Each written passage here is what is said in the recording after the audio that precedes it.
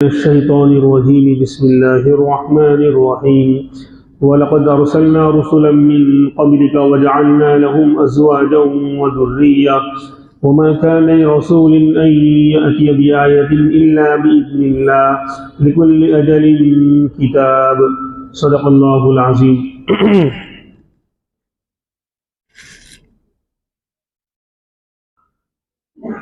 عام طور پر جو اسلام نہیں لاتے تھے کفار مکہ ہوں یا یہود ہوں تو وہ ایک بہت بڑا سوال اللہ کے رسول صلی اللہ علیہ وسلم پر یہ کرتے تھے کہ یہ کیسے نبی ہیں؟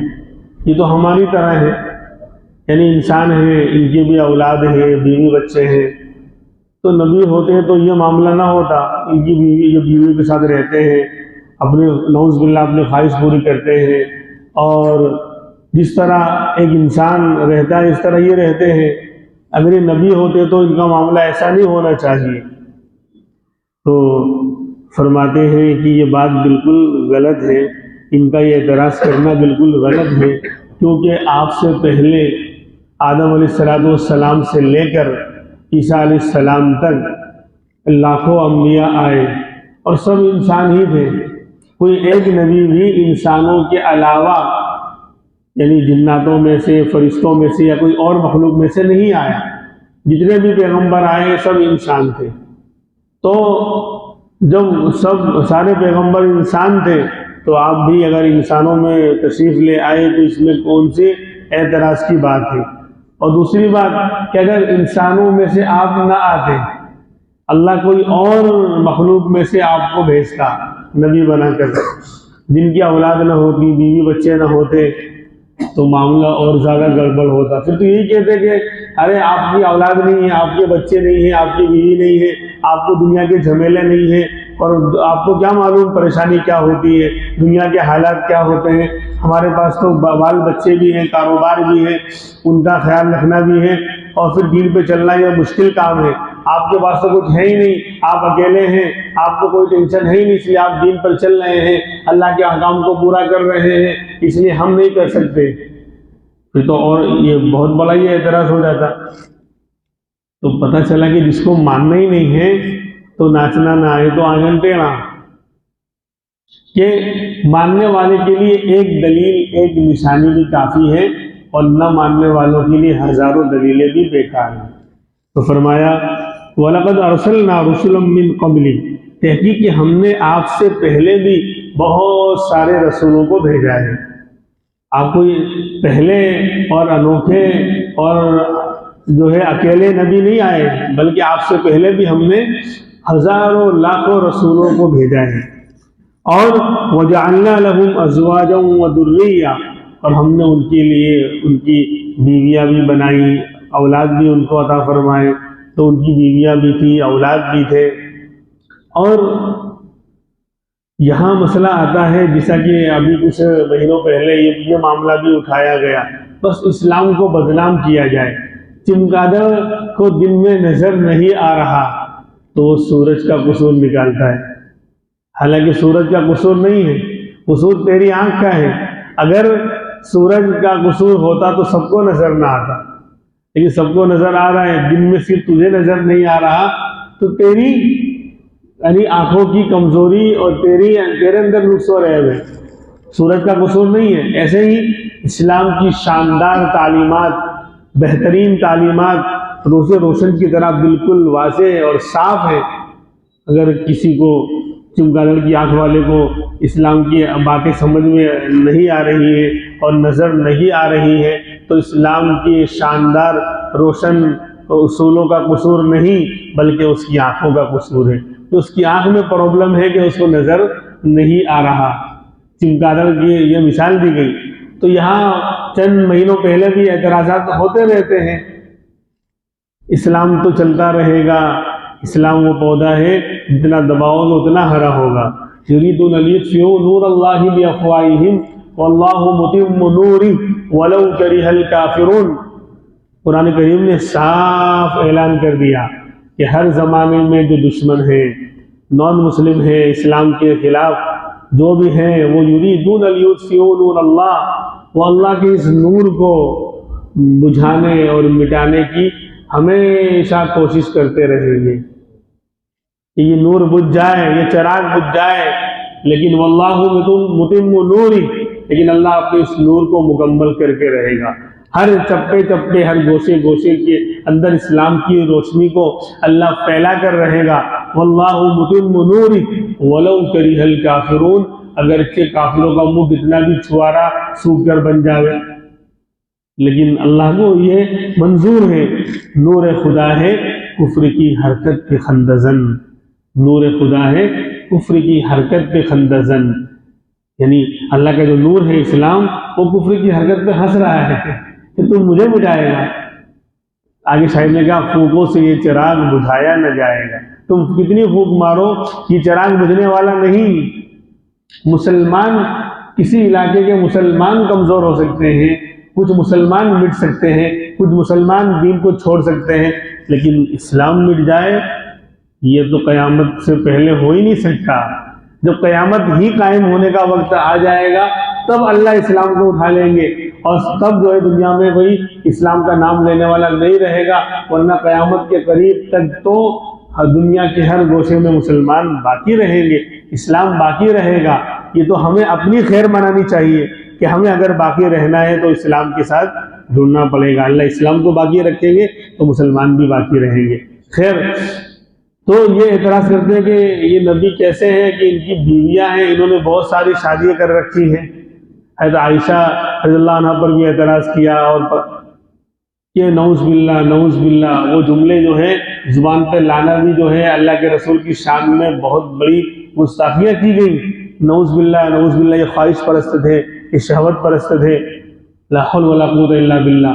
11 نکاح آپ نے کیے ہیں، 2 کا تو آپ کی حیات میں انتقال ہو گیا تھا، اور 9 بیویاں آپ کی وفات تک حیات تھی۔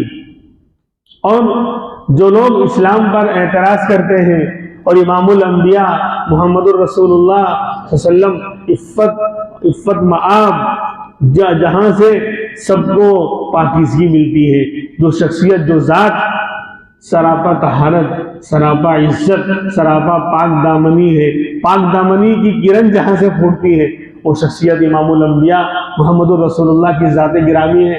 آپ پر یہ کیچڑ اچھالا جا رہا ہے، یہ جاہل ہیں، یہ ہٹ دھرم ہیں، انہیں اسلام کی تعلیم سے ذرہ برابر تعلق و سروکار نہیں۔ اگر تھوڑا بہت بھی اسلام کی تعلیم کو جانتے، سیرت کو جانتے، اور اس وقت کے حالات کو جانتے، ان کنڈیشنوں کو جانتے جس میں اللہ کے رسول کو گویا بعض عورتوں سے نکاح کرنے پر گویا ایک طرح سے اسلام کے لیے مجبور ہونا پڑا۔ آپ خواہش پرست نہیں تھے، اس کی بہت ساری دلیلیں ہیں۔ سب سے بڑی بات یہ ہے کہ جس ذات گرامی کے قدموں میں عرب کا حسن قربان تھا، یہ پیشکش کفار مکہ نے کی تھی، بڑے بڑے سرداروں نے کی تھی۔ جب آپ نے مشن، اسلام کا مشن، اسلام کی دعوت دینا شروع کی، مکی دور ہے، آپ اکیلے ہیں، چند لوگ ابھی آپ کے ساتھ ہیں، بالکل بیچارے، یعنی سماج اور سوسائٹی میں ان کی کوئی ویلو نہیں ہے، کوئی حیثیت نہیں ہے، ادھر پورا مکہ اور پورا عرب آپ کے خلاف ہے۔ اس وقت لوگوں نے یہ مشورہ کیا کہ شاید آپ کی اس مہم کو، آپ کی اس تحریک کو، آپ کی اس دعوت کی پیغام کو لوگوں نے سمجھا کہ شاید دنیا کا کوئی انسان، اسے دنیا کی تحریکیں چلتی ہیں، سب کا مقصد مال اور دنیا ہوتا ہے، تو سمجھا کہ شاید یہ بھی کوئی تحریک ایسی لے کر کھڑے ہوئے ہیں، لاؤ ان کو دنیا کا لالچ دے کر خاموش کیا جائے۔ تو یہ پیشکش بھی کی گئی تھی اس کے اندر کہ آپ کے سامنے ہم عرب کے حسن کو جو ہے لا کر رکھ دیں، سب سے حسین خوبصورت عورتوں سے آپ شادی کر لیں۔ اگر آپ کا مقصد اس دعوت سے یہی ہے کہ دنیا مل جاوے تو ہم سارے خزانے آپ کو دے سکتے ہیں۔ اگر آپ حکومت چاہتے ہیں تو اپنا سردار بنا سکتے ہیں، اور جس عورت سے چاہے آپ نکاح کر سکتے ہیں۔ لیکن آپ نے کہا کہ نہیں، اگر تم ایک ہاتھ میں چاند ایک ہاتھ میں سورج لا کر بھی دے دو گے تو میں اللہ کے پیغام کو پہنچانے سے ہٹنے والا نہیں ہوں، دنیا میرا مقصد ہے ہی نہیں۔ تو جو ذات جس نے صاف کہہ دیا، پوری یعنی عرب کی خوبصورتی ان کے قدموں میں آ رہی تھی، لیکن ٹھکرا دیا اور یہ سبق دیا کہ یہ بالکل غلط بات ہے، میرا مقصد یعنی عورتوں کو حاصل کرنا یا مال حاصل کرنا نہیں ہے. اور پھر آپ کی کنڈیشن دیکھیے، 25 سال کا نوجوان جو خوبصورت ہے، جس کے اوپر ہر حسن قربان ہو سکتا ہے، وہ ایک بیوہ سے اور دو مرتبہ جس کا نکاح ہو چکا ہے. خدیجہ رضی اللہ عنہا کا نکاح دو مرتبہ 2 شوہروں کے پاس سے 40 سال کی اوپر عمر ہو چکی ہے، اور ایک 25 سال کے نوجوان سے شادی کر رہی ہے. کیا ضرورت تھی آپ کو ایک بیوہ سے شادی کرنے کی؟ اگر آپ نعوذ باللہ خواہش پرست ہوتے تو ظاہر سی بات ہے نوجوان اور کنواری لڑکی سے نکاح کرتے، لیکن نہیں، بلکہ ایک بیوہ سے نکاح کیا. اور پھر آپ خدیجہ جب تک حیات رہی کسی اور عورت سے نکاح آپ نے نہیں کیا. ان کے انتقال کے بعد جو غم کا سال پیش آیا کہ ابو طالب بھی چلے گئے اور خدیجہ کا بھی انتقال ہوا، جو طائف کا اس کے بعد سفر ہوا تھا، اس سال اس کے بعد پھر آپ نے دوسرے نکاح کیے. یعنی کافی لمبا زمانہ ایک جو ہے بیوہ عورت کے ساتھ 25 سال گزار دینا.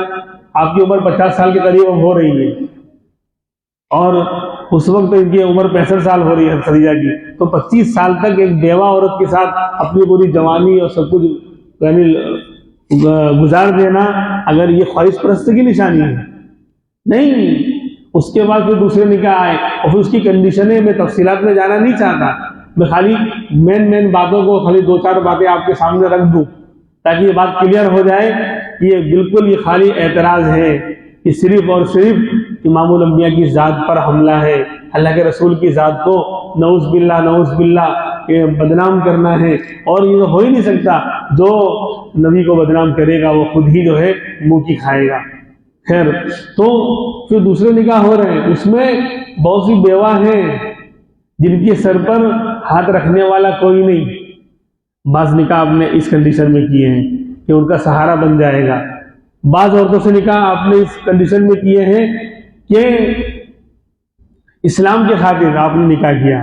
مثلا حضرت جویریہ رضی اللہ عنہ، جو ایک قبیلے کے سردار کی بیٹی تھی، پورا قبیلہ جو ہے گرفتار ہو گیا، سب کو غلام باندھی بنا کر صحابہ لے کر آ رہے ہیں جنگ میں، اور حضرت جویریہ بھی اسی میں تھی، سردار اس قبیلے کے سردار کی بیٹی تھی. آپ نے ان سے نکاح کیا تو اس کا اثر یہ ہوا کہ صحابہ کے دلوں میں یہ بات آئی کہ حضرت جویریہ اب ہماری ماں بن گئی، اب ان کے خاندان والے مرد و عورت کو ہم غلام بنا کر رکھیں گے؟ یہ نہیں ہو سکتا. صحابہ نے سب کو چھوڑ دیا. جب سب کو چھوڑا تو ان کے دل میں یہ بات آئے گی کہ مسلمان کتنے اچھے ہیں، مسلمان کتنے اچھے ہیں کہ جن کے اس زمانے میں جو جیت جاتا تھا اور وہ پورے طور پر سامنے والے مفتو قوم کو، فتح کرنے والا مفتو قوم کو مکمل طور پر غلام بنا کر رکھتا تھا، اور ان کی ہمت نہیں ہوتی تھی کہ وہ اس سے باہر نکل سکے. مکمل غلام اور باندھی بن کر رہنا پڑتا تھا، تو اس زمانے کا سسٹم اور نظام تھا. لیکن دیکھا کہ مسلمانوں نے ہمیں بلا کسی اس کے آزاد چھوڑ دیا. مسلمان اتنے اچھے ہیں تو سب نے کلمہ پڑھ لیا، سب مسلمان ہو گئے. یعنی تو دیکھو، ایک نکاح کرنا آپ کا، سب کو آزادی بھی مل گئی، یعنی ایک تو کیا کہتے ہیں، قید سے آزادی بھی مل گئی اور کفر سے بھی آزادی مل گئی، یعنی جہنم سے بھی آزادی مل گئی. تو یہ ایک نکاح، یعنی یہ اس طرح کے پوائنٹس ہوتے تھے، اس طرح کے الگ الگ. یعنی اور پھر سب سے بڑی بات کہ آپ کے بعد دین اسلام کو اور دینی احکام کو امت تک پہنچانا ہے.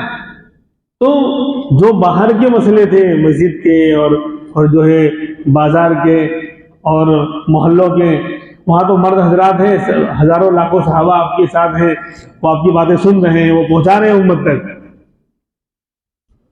مسجد میں آپ کی نماز کیسے ہوتی تھی، آپ کی جو ہے آپ کے روزے کیسے ہوتے تھے، اور آپ کا حج کیسے ہوا، اور دیگر اعمال، آپ کا سفر کیسا ہوتا تھا، وغیرہ وغیرہ. یہ ساری چیزیں تو مرد حضرات جو صحابہ ہیں آپ کے ساتھی ہیں، ہزاروں کی تعداد میں، الگ الگ باتوں کو وہ سن رہے ہیں اور پہنچا رہے ہیں امت تک. لیکن جو گھریلو زندگی ہے کہ گھر میں آپ کیسے رہتے ہیں، بیوی کے ساتھ سلوک کیسا ہے، بچوں کے ساتھ کیسا سلوک، گھر میں کیسے تشریف لاتے تھے، سب سے پہلے کیا کرتے تھے، رات کا عمل آپ کا کیا ہوتا تھا، تو یہ سب چیزیں، گھر کے کام کاج میں آپ کا کیا معاملہ ہوتا تھا. تو ظاہر سی بات ہے کہ ایک عورت کتنا یاد رکھے گی ہر پہلو کو. باہر کے مسائل کو تو بیان کرنے والے ہزاروں مرد ہیں، ہر بات ہر کوئی یاد نہیں رکھ پائے گا، تو ایک بات ایک کو یاد نہیں لے، الگ الگ صحابی الگ الگ آپ کی باتوں کو حدیث میں بیان کرتے ہیں۔ لیکن جو گھر کا مسئلہ ہے، کیونکہ آدھی زندگی تو رات کے بعد، ہمارے طرف تھوڑی مسئلہ تھا کہ 2 بجے ابھی بولے نیٹ کا پیک ختم نہیں ہوا ہے، ابھی رات نہیں ہوئی ہے، 1 بجے فون کریں گے 12:30 بجے، بہت جلدی سو گئے، جلدی سو گئے، الٹا چور کوتوال کو ڈانٹ رہا ہے، یعنی تم مجرم ہو تو ہم بھی مجرم بن جائیں گے، تو بہت جلدی سو گئے، ابھی تو 12:30 1 بھی نہیں بجا ہے۔ تو وہ نہیں معاملہ ہوتا تھا، وہاں تو عشاء کے بعد سارے معاملات ختم، تو اچھا خاصا وقت رات کا گھر میں گزر رہا ہے۔ پھر اس کے علاوہ عصر کے بعد آپ کا معمول تھا، اس پر کتابیں لکھی ہیں، روز مرہ کے آپ کے معمولات کیا تھے، شمائل کبریٰ ہے، اس طرح کی اور بھی بہت ساری کتابیں ہیں، آپ اس کو پڑھیے۔ عصر بعد باقاعدہ آپ گھر میں یعنی بیویوں کے پاس تشریف لے جاتے، سب کے پاس بیٹھتے، حال چال پوچھتے، بچوں سے جو ہے گل لگی کرتے۔ تو یہ سب باتیں کیسے ایک عورت کیسے بتائے گی، سب کیسے یاد رکھے گی؟ عورت ویسے بھی ناقص العقل ہے، مرد کے مقابلے میں اس کی عقل کم ہے، تو باہر کے مسئلوں کے لیے تو ہزاروں مرد ہیں، اب گھر کا مسئلہ بتانے کے لیے ایک ہی بیوی کیسے یاد رکھے گی؟ تو اس لیے بھی آپ نے مختلف نکاح کیے اور مختلف اس کی وجوہات تھی، کوئی بیچاری بیوہ عورت ہے، کوئی جنگ کے اندر آئی ہے، کوئی جو ہے یتیم ہے، تو الگ الگ کنڈیشنوں میں الگ الگ ضروریات کی بنا پر، اور پھر دین کے احکام اور عورتوں والے مسائل اور گھر کی زندگی کے معاملات عورتوں کے ذریعے امت تک پہنچانا ہے، تو ایک عورت اس کے لیے ناکافی ہے، اس سے مختلف عورتوں سے آپ نے نکاح کیے، تو ان خاندان والوں میں بھی اسلام کی تبلیغ پہنچی، جس خاندان سے آپ نے عورتوں سے نکاح کیا وہ خاندان والوں کی عزت بڑھ گئی اور وہ اسلام کے قریب آئے۔ تو بہت ساری وجوہات تھی، صرف ایک ازواج مطہرات یعنی ہماری ماؤں میں صرف ایک ہے تمہاری حضرت عائشہ رضی اللہ عنہ، باقی سب بیوہ ہیں، سب جو ہے ان کا پہلے سے نکاح ہو چکا ہے۔ کون ہوگا جو ان نکاحوں کو نعوذ باللہ خواہش پرستی پر معمول کر سکتا ہے؟ یہ تو بہت بڑا الزام ہے۔ بہرحال تو یہ بات ایک ضمناً آ گئی تو میں نے کہہ دی۔ فرماتے ہیں کہ ہم نے آپ سے پہلے بھی رسولوں کو بھیجا ہے اور ان کی بھی ہم نے بیویاں اور اولاد ہم نے ان کو بھی عطا فرمائی تھی، تو لہذا اگر آپ کی بیویاں ہیں اور آپ کے اولاد ہیں تو یہ کوئی تعجب کی بات نہیں، یہ تو انسان ہے تو ہر طرح کی ضرورت ہے، تو اولاد بھی ہوں گے اور بیویاں بھی ہوں گی سب۔ فرمایا کہ یہ لوگ آپ سے جو ہے منہ مانگی دلیلیں مانگتے تھے کہ اس طرح کر کے دکھاؤ، یوں کر کے دکھاؤ، تو اس سے پہلے بھی اس کی باتیں تفصیل سے آ چکی، وہی بات پھر قرآن دہرا رہا ہے کہ وما کان لرسول، کہ رسول کے لیے یہ اختیار میں ہے ہی نہیں ان یأتی بآیۃ الا بإذن اللہ، کہ وہ کوئی نشانی اللہ کے حکم کے بغیر لا کر دکھائیں۔ کوئی بھی نشانی، کوئی بھی معجزہ جو نبی نے کے ہاتھوں پر ظاہر ہوا، وہ ظاہر کرنے والی ذات اللہ کی ہے۔ معجزہ اللہ کا عمل، اللہ کا فعل ہوتا ہے، ظاہر ہوتا ہے نبی کے ہاتھ سے، لیکن لانے والے اور ظاہر کرنے والے کون؟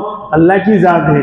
تو صاف کہہ دیا کہ تم مجھ سے جو بھی دلیل مانگتے ہو یا نبی سے مانگتے ہو، تو میں ہر نشانی کو ظاہر کرنے پر اللہ کے حکم کے بغیر قادر نہیں ہوں۔ اللہ جب چاہے گا وہ نشانی ظاہر کرے گا، اللہ کو منظور ہوگا تو وہ نشانی سامنے آئے گی، ورنہ نہیں آ سکتی۔ تو فرمایا کہ نبی کے لیے بالکل یہ اختیار میں ہے ہی نہیں کہ وہ اللہ کے حکم کے بغیر کوئی نشانی لا کر دکھائیں۔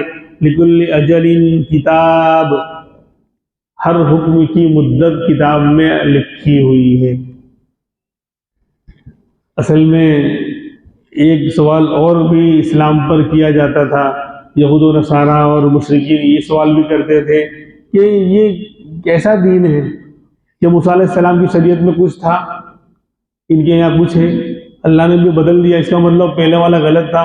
مثال کے طور پر موسیٰ علیہ السلام کی شریعت میں بہت سختیاں تھیں، ہمارے یہاں تو بہت آسانی ہو گئی، بھئی کپڑے میں ناپاکی لگ جائے آپ دھو لو، 3 مرتبہ اچھی طرح دھو لو، کپڑا پاک ہو گیا، اس کو دوبارہ آپ پہن سکتے ہیں۔ لیکن شریعت موسیٰ میں یہ نہیں تھا، اگر ناپاکی یا گندگی لگ گئی تو اس کو کاٹنا پڑے، اس کو کاٹنا پڑے گا، اس کو کاٹ کے پھینکو یا کپڑے ہی چینج کر دو، اس کو پہن نہیں سکتے اس کو اتنا نکالے بغیر. تو اس طرح کے الگ الگ احکام تھے. تو یہ سوال ہوتا تھا کہ بھئی اللہ وہی ہے جس نے موسیٰ علیہ السلام کو بھیجا ہے, تورات بھی اسی نے نازل کی, اور پھر بعد میں امام الانبیاء کو بھیجا تو قرآن اللہ نے اتارا, تو وہاں حکم دوسرا یہاں دوسرا, اس کا مطلب وہ غلط تھا یہ صحیح ہے. یہ لوگ کیا سمجھتے ہیں کہ اللہ کے جو احکام کبھی کچھ آئے پھر دوسرا آ رہا ہے, تو یہ پارلیمنٹ کے بل کی طرح ہے, پارلیمنٹ میں پاس ہونے والے بلوں کی طرح ہے کہ کچھ سب کی عقل گھٹنوں میں تھی یا عقل بڑھ رہی تھی تو چھلنی لے کر گئے تھے, کچھ عقل تھی نہیں تو الٹے سیدھے بل پاس کر دیے, پھر معلوم پڑا یہ تو گڑبڑ ہو رہا ہے, یعنی اس کا نقصان ہو رہا ہے, تو وہ بل واپس لے لیا. جیسے انسانوں نے مل کر کوئی بات طے کی لیکن اس میں غلطی بعض مرتبہ ہو جاتی ہے, تو پھر اس قانون کو واپس لینا پڑتا ہے. آئی ایم سوری, میں نے کھائی نہیں تھی پکوڑی, میں واپس لے رہا ہوں. تو بولے تو گویا کہ اللہ کا مسئلہ بھی ایسے ہی ہے کہ پہلے ایک حکم دیا تھا پھر جو ہے اس کو واپس لے لیا, اس کا مطلب کہ وہ غلط تھا. جسے اسلام کے اندر ہی بہت سارے احکام میں تبدیلی آئی ہے, بہت سے احکام منسوخ ہوئے ہیں. جہاں تفصیل آئی ہے وہاں ہم تفصیل بیان کریں گے, لیکن ایک چلتے چلتے ایک مسئلہ سن لیجیے. شروع میں جب اسلام آیا اور چونکہ یہ لوگ بتوں کی پوجا کرنے والے تھے, کفار مکہ بتوں کو پوچھتے تھے, اب ان کو توحید کی ایک اللہ کی دعوت دی گئی تو انہوں نے اسلام قبول کیا. تو شروع میں قبرستان جانے سے منع کیا گیا, شروع میں کہ قبرستان نہیں جا سکتے. کیوں؟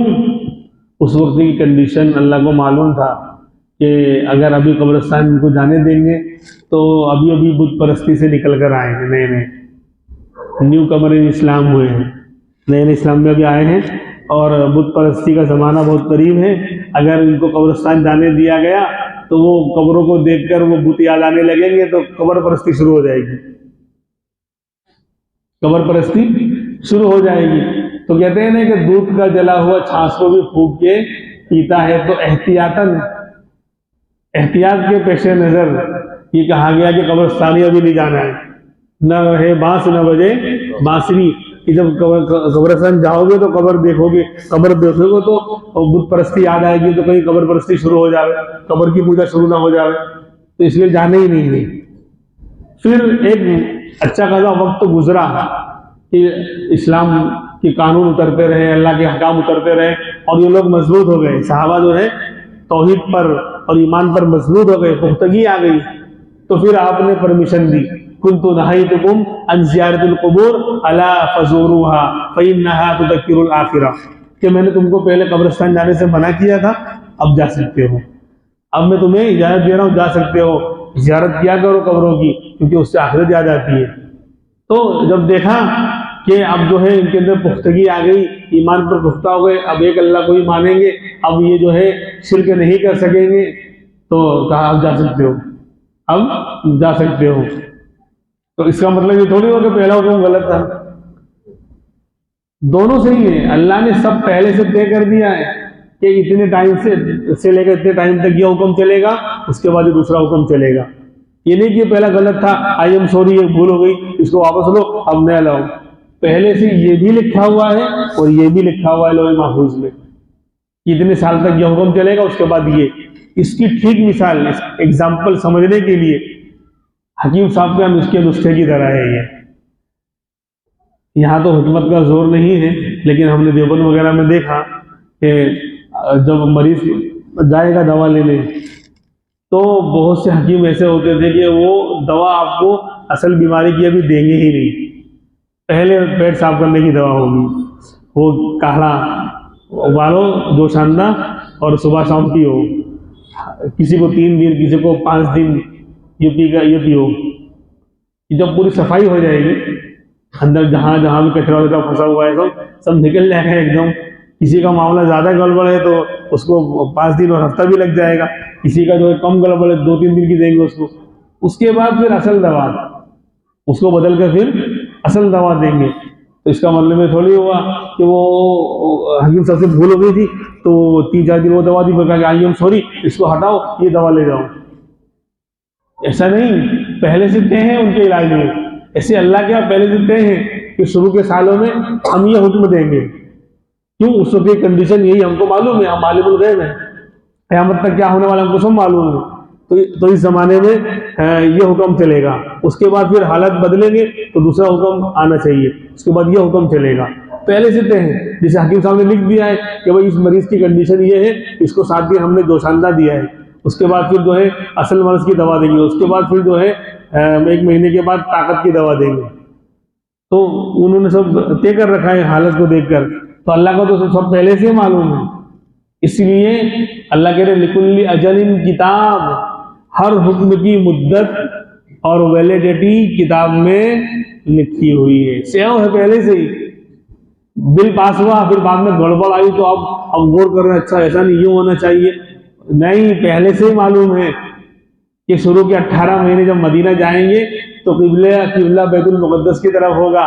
پھر نبی مانگیں گے، رو رو کر دعا کریں گے، اللہ کعبۃ اللہ کی طرف قبلہ قرار دے دے، تو پھر ہم حکم اتاریں گے، اب جو قبلہ تمہارا کعبہ ہو گیا. یہ پہلے سے اللہ کو معلوم تھا، اللہ نے سب طے کر رکھا ہے. بہرحال باقی باتیں انشاءاللہ آئندہ کل ہوں گی. اللہ تبارک و تعالی ہمیں قرآن کریم کی تعلیم سے خوب زیادہ استفادہ اور فائدہ حاصل کرنے کی اللہ توفیق عطا فرمائے.